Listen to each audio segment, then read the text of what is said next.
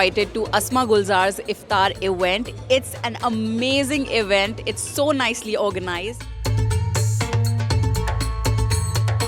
नमस्कार, आदाब, आवाज़ द वॉइस में आप सभी का स्वागत है। इस वक्त हम हैं दिल्ली के इस्लामिक सेंटर में, क्योंकि रमज़ान का पाक महीना चल रहा है और यहाँ पर अस्मा जी ने रमज़ान के मौके पर एक इफ्तियार मिलन रखा है।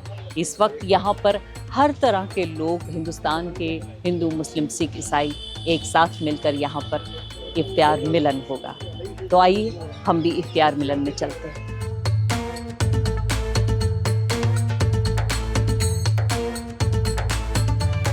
It's a very positive feeling. Ramzan का मतलब यही है कि live in harmony, live in peace, dedication to the Allah or whosoever you believe in, and He will give you everything. You have the full faith in the Almighty and you get everything in life.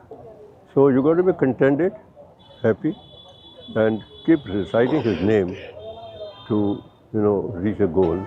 The number of good friends of mine, they have sent me the greetings. You have to earn and learn from Ramzan. It's one of the very holistic way of life, which can transform the person in case they follow the true teaching of the Almighty. And I wish everybody best of luck. बहुत बहुत रमज़ान की मुबारकबाद। अफ्तार जो है वो एक अरबी का वर्ड है। अफ्तार मानी तोड़ना।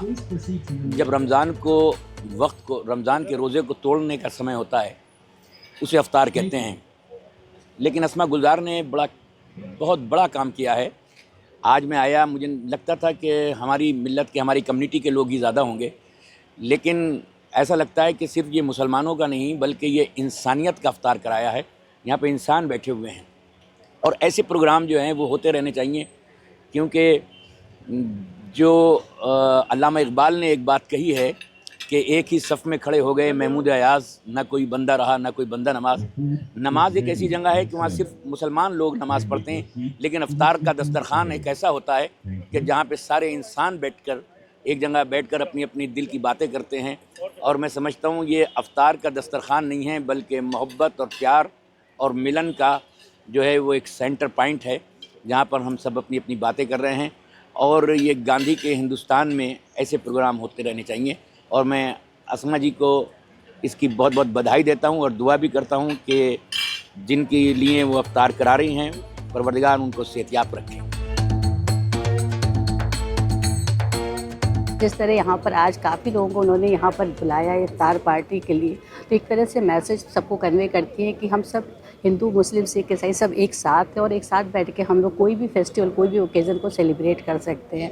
तो ये बहुत ही अच्छा इनिशिएटिव रहता है कि आप अपनी चीज़ों को कैसे प्रमोट करते हैं, ना कि हम सिर्फ कल्चर को प्रमोट करते बल्कि अपनी ऑथेंटिक चीज़ों को भी प्रमोट करते हैं कि सब कैसे मिलजुल करके खा पी सकते हैं। Yes, hello.